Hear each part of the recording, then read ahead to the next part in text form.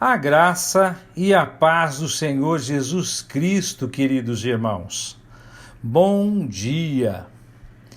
Jesus nos disse que nem só de pão viveria o homem, mas de toda a palavra que procedesse da boca de Deus.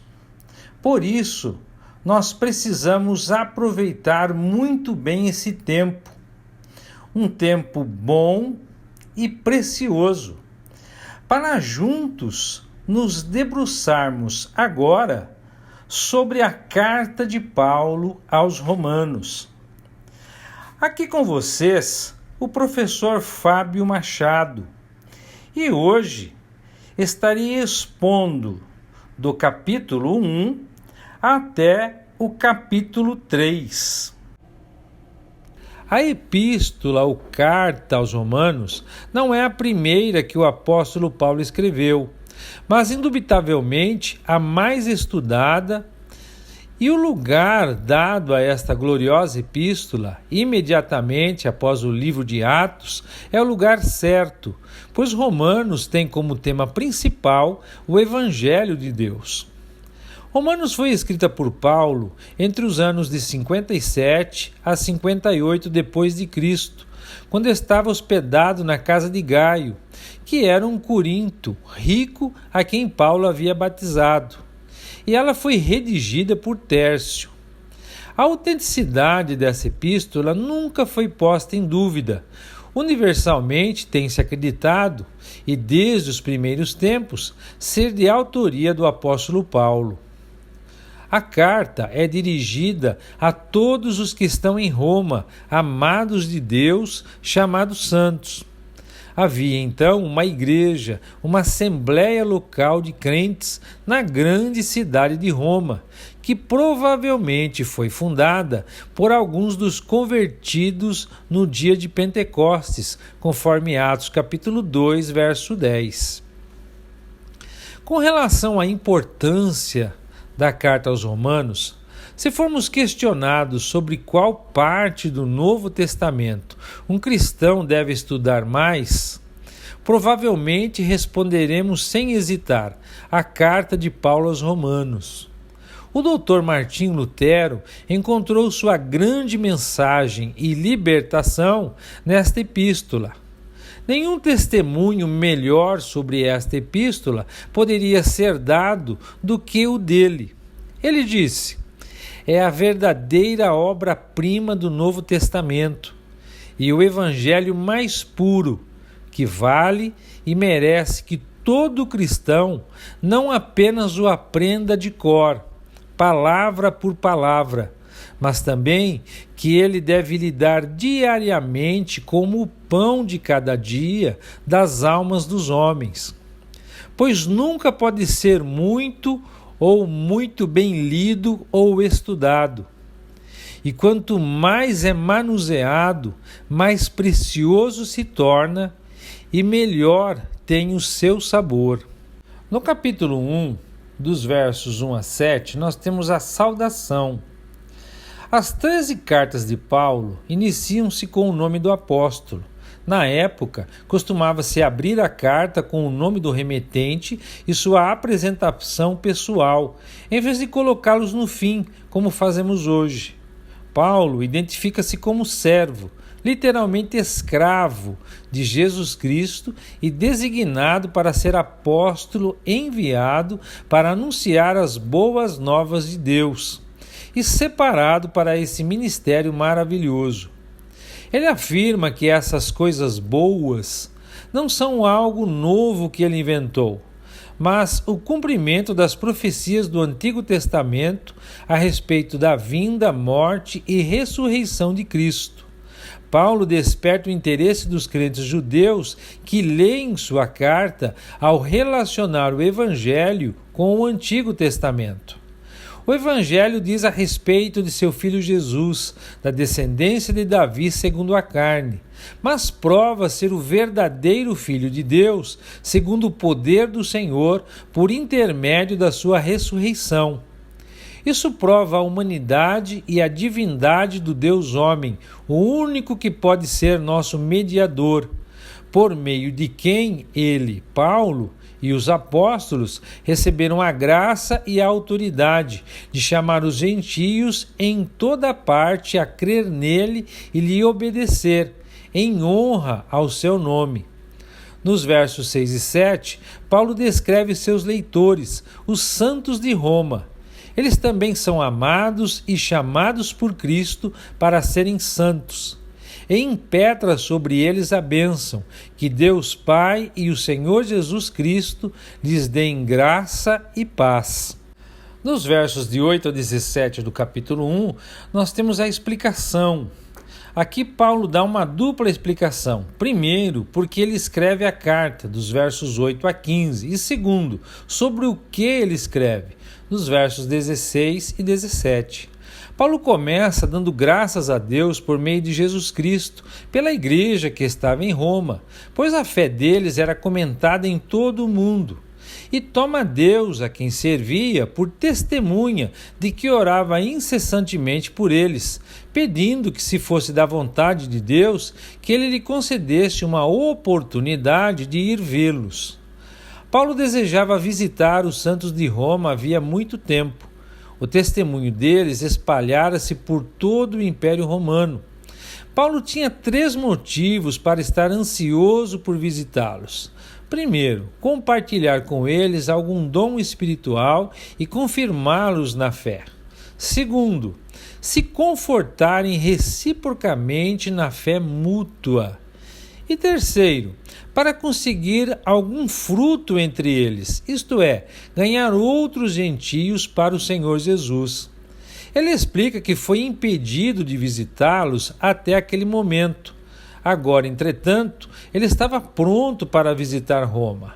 Ele sentia grande obrigação, tanto para com os gregos como os bárbaros, tanto para com os instruídos como para os ignorantes, e aguardava com expectativa para visitá-los, a fim de anunciar as boas novas em Roma. Os versos 16 e 17 apresentam o tema da carta. Paulo não se envergonhava das boas novas a respeito de Cristo, porque elas são o poder de Deus para a salvação de todos os que creem, primeiro dos judeus e também dos gentios. O Evangelho de Cristo revela a justiça de Deus, justiça essa fundamentada na fé, não nas obras, e disponível para todos. Em Romanos, Paulo explica como Deus pode ser ambos, o justo e o justificador, isto é, como ele torna os pecadores justos e ainda assim confirma sua santa lei. Ele cita Abacuque, capítulo 2, verso 4, o justo viverá por fé. Nos versos 18 a 32 do capítulo 1, nós temos a condenação. Nesses versículos finais do capítulo 1, Paulo explica como os gentios entraram nessa horrível escuridão que os subjuga e como se revela a ira de Deus contra eles. Repare nos passos descendentes da história dos gentios.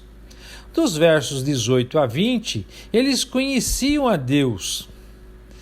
Deus deu-lhes 2 revelações de si mesmo. Neles, ou seja, sua consciência, e entre eles, sua criação, no verso 19. O homem não começou ignorante e aos poucos adquiriu conhecimento.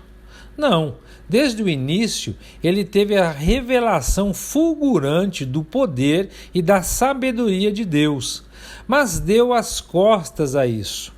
Mesmo as pessoas que nunca ouviram o Evangelho não têm desculpas, pois Deus revelou-se desde o início da criação, através das coisas que foram criadas. O capítulo 2 vai mostrar como Deus julga estas pessoas. Dos versos 21 a 23, eles não o glorificaram como Deus. Os homens passaram da verdade para a mentira por causa dos pensamentos vãos e dos raciocínios tolos. Eles conheciam a Deus, mas não o adoraram nem lhe agradeceram. Em vez disso, começaram a inventar ideias tolas e, com isso, sua mente ficou obscurecida e confusa. De sábios, tornaram-se tolos. O próximo passo foi a idolatria, em que se honra a criatura, até mesmo o homem, em vez do Criador, pois trocaram a grandeza do Deus imortal por imagens de seres humanos mortais, bem como de aves, animais e répteis. Dos versos 24 a 25 do capítulo 1, eles mudaram a verdade de Deus. Na verdade, a palavra mudaram deveria ser traduzida por trocaram. As pessoas substituíram a verdade de Deus pela mentira de Satanás. O que é a mentira de Satanás?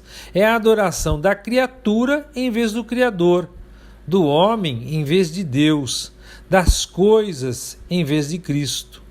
Em Romanos, capítulo 1, verso 18, os gentios detêm a verdade e agora eles mudam a verdade em mentira.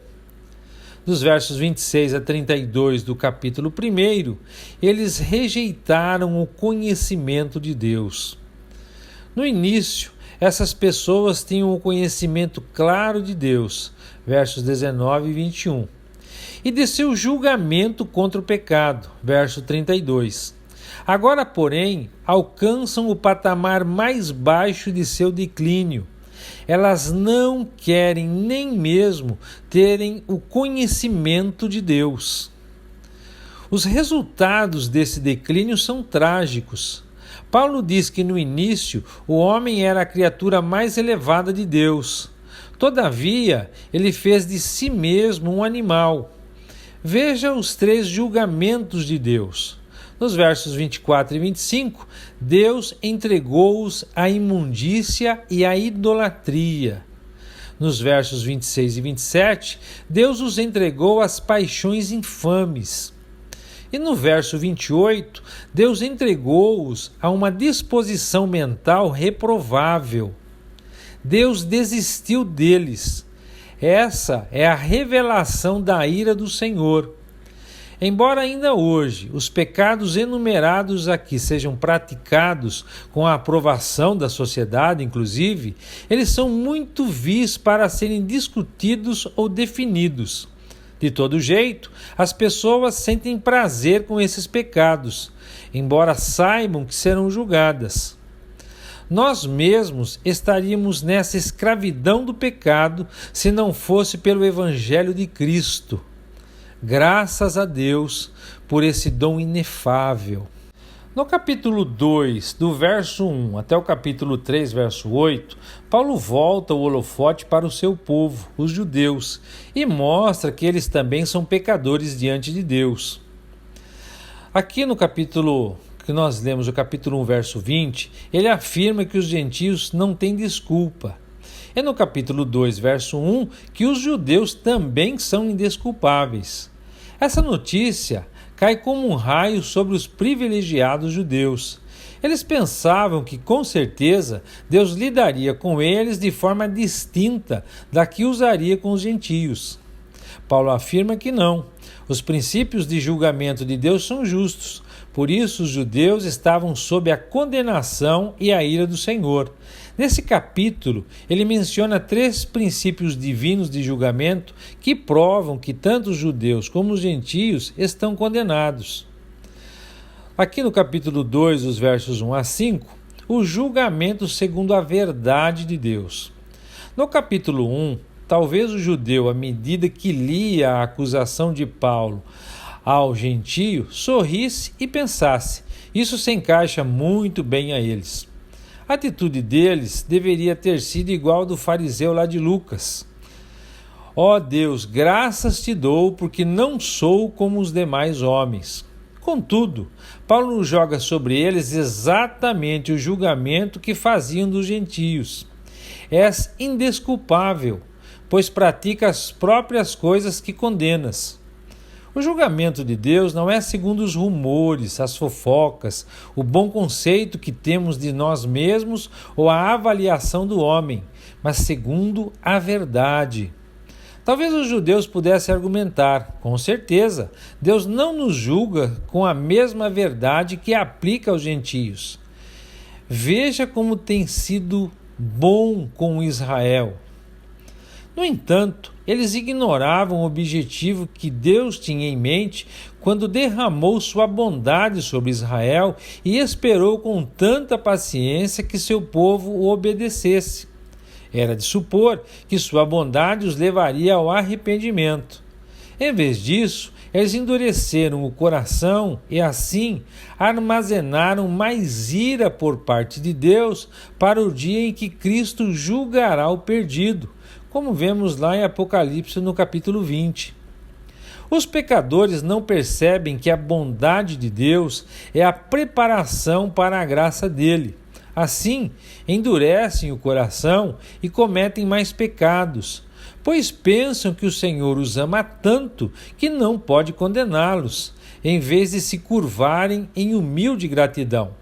Todavia, o julgamento final de Deus será segundo a verdade, e não segundo a opinião ou a avaliação do homem. No capítulo 2, os versos 6 a 16, nós temos o julgamento segundo a obra da pessoa. Os judeus não percebiam que uma coisa é ser um ouvinte da lei e outra, bem diferente, ser um praticante. Por isso, pensavam que tinham a posição mais alta entre o povo do Senhor. Lembre-se que esses versículos não dizem como ser salvo, mas descrevem como Deus julga a humanidade segundo as obras realizadas no curso da vida. Os versos 7 e 8 falam do propósito e dos desígnios totais da vida da pessoa, não de ações ocasionais. As pessoas não conseguem a vida eterna por meio da busca paciente por ela, porém, se procuram vida, a encontram somente em Jesus Cristo. Cada homem, toda alma, a todos. Essas frases que aparecem nos versos 6, verso 9 e verso 10 mostram que Deus não poupa as pessoas, mas julga a todas segundo a vida que levaram. Alguém pode questionar, mas Deus é justo ao julgar os homens dessa forma?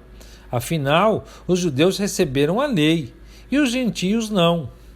Sim, como os versículos 12 a 15 explicam, Deus é justo. O Senhor julgará as pessoas à luz do que receberam.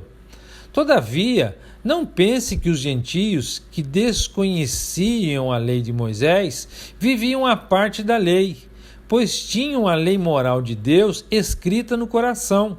Observe o verso 19 do capítulo 1. As Escrituras deixam evidente que os homens serão julgados de acordo com o conhecimento de Deus que possuem, e não conforme algum padrão superior que não possuem.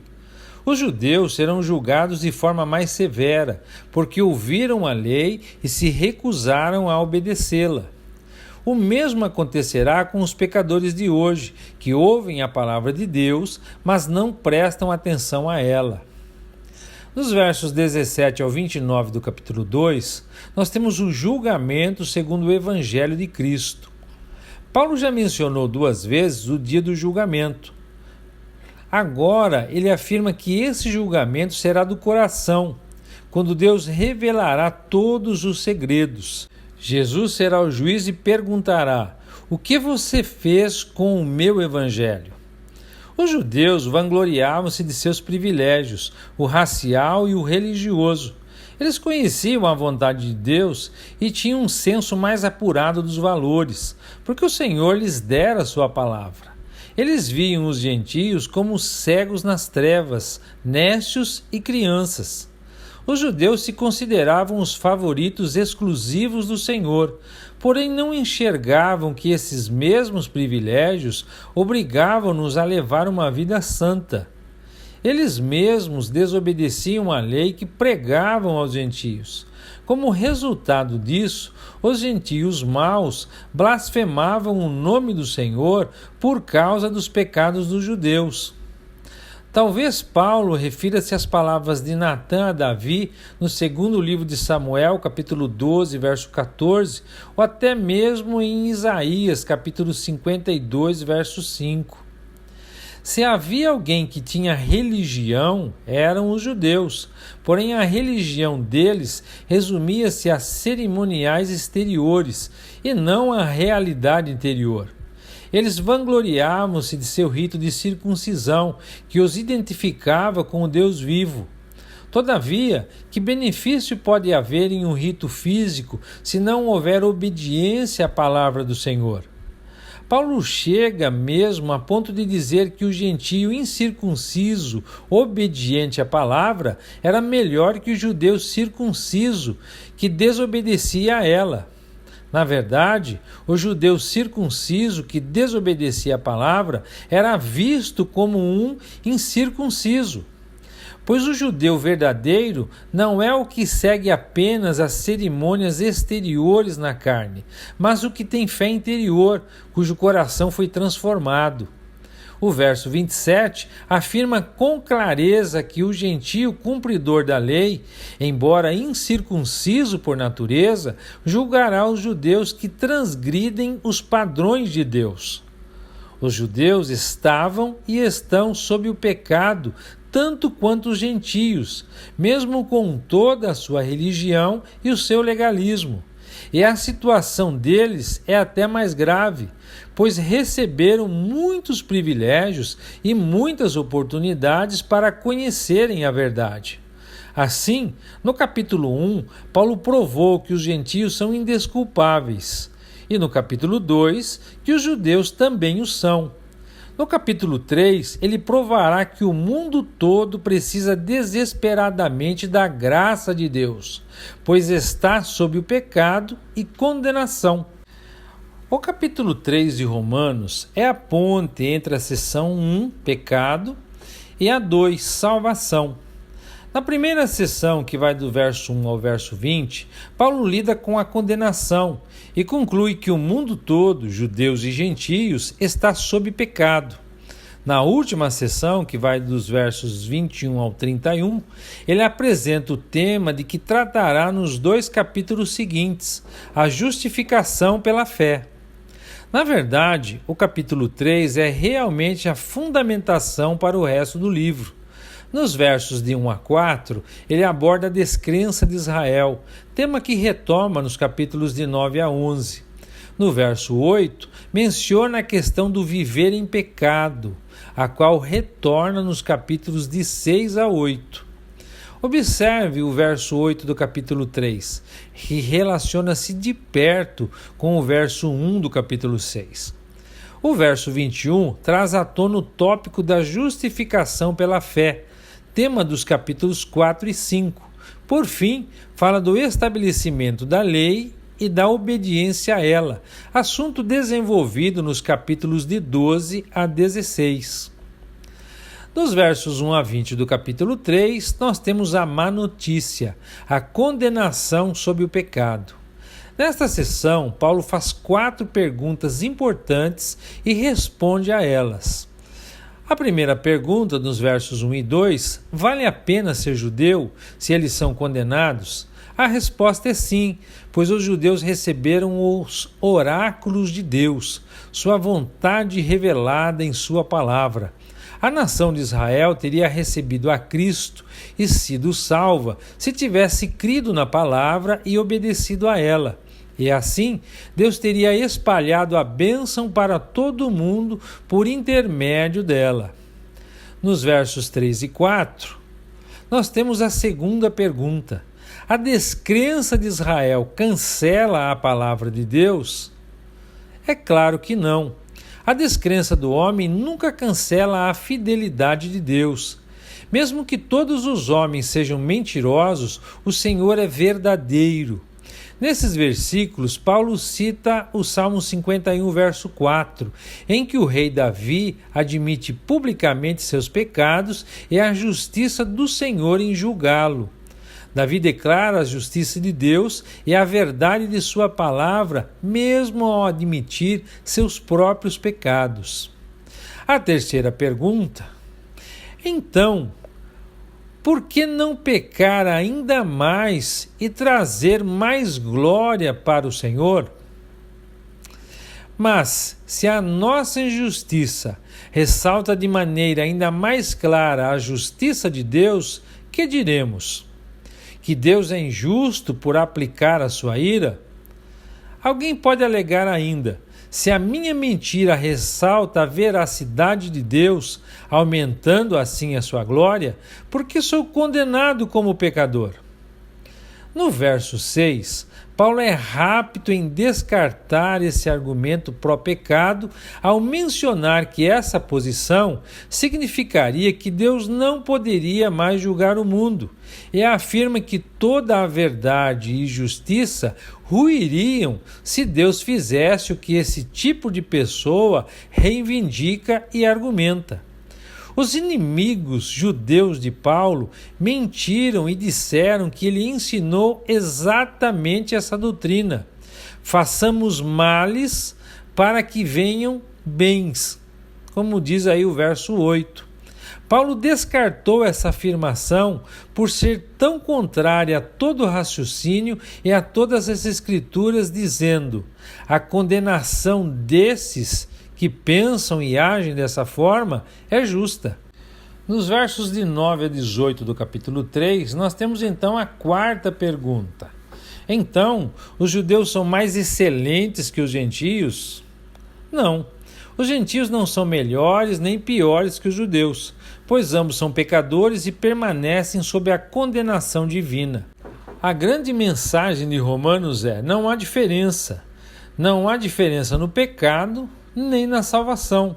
Deus considerou judeus e gentios culpados do pecado para que, pela graça, use de misericórdia para com eles. Ao descrever a total pecaminosidade da humanidade, Paulo prova que todo mundo é culpado. Nos versos de 10 a 12, ele comenta a respeito desse caráter pecaminoso e cita o Salmo 14, versos de 1 a 3. Nos versos de 13 a 18, ele cita o Salmo 5, verso 9, também o Salmo 140, verso 3, o 10, verso 7, o 36, verso 1 e também Isaías, capítulo 59, versos 7 e 8, a fim de nos trazer à lembrança a conduta do mundo. Por favor, leia com atenção esses versículos e atente para os seus cenários. Os versos de 19 a 20 apresentam seu veredito final. O mundo inteiro é culpado diante de Deus. De forma distinta da que pensavam os judeus, a obediência à lei não os justifica e nem os salva, pois ela traz o conhecimento do pecado, mostrando a todos o quanto são pecadores. Dos versos 21 a 31 do capítulo 3, nós temos então a boa notícia, a justificação pela fé. Podemos parafrasear o verso 21 da seguinte forma: agora, nessa era de graça, revelou-se uma justiça, um novo tipo de justiça, em que ninguém depende da lei. Paulo provou que a lei condena e que ninguém pode ser salvo por ela. No entanto, ainda hoje, as pessoas querem justiça pela lei e pelas obras. Todavia, já vemos lá no Antigo Testamento essa relação entre graça e justiça. Por exemplo, Abraão foi declarado justo por causa de sua fé, como vemos lá em Gênesis, no capítulo 15, verso 6. E Abacuque, no capítulo 2, verso 4, afirma: o justo viverá pela sua fé. Nos versos de 22 a 26 do capítulo 3, nós vemos que essa fé é disponível por intermédio de Cristo. Observe a frequência com que Paulo usa a palavra fé. O versículo 23 declara: porque todos pecaram e destituídos estão da glória de Deus. A seguir, Paulo apresenta diversos termos importantes. Justificado. Do ponto de vista de Deus, somos declarados justos por meio do mérito de Cristo e em Cristo estamos seguros de nossa posição diante do trono de Deus. Justificação é a imputação da justiça do Senhor a nosso favor. Santificação é a justiça transmitida ou vivenciada em nossa vida diária. A redenção é a libertação dos pecados e de suas penalidades pelo pagamento do preço. O preço foi o sangue de Cristo na cruz. Propiciação. Deus pode perdoar o pecador e permanecer justo, porque o sacrifício de Cristo na cruz satisfez a santa lei do Senhor. Agora, Deus pode olhar com bondade e com graça o mundo perdido, pois sua justiça foi plenamente satisfeita. No verso 24, Paulo diz: justificados gratuitamente pela sua graça. Que declaração emocionante! Não somos justificados pelas obras, pelas boas intenções, pelas dádivas, nem pelas orações, mas apenas pela graça gratuita do Senhor.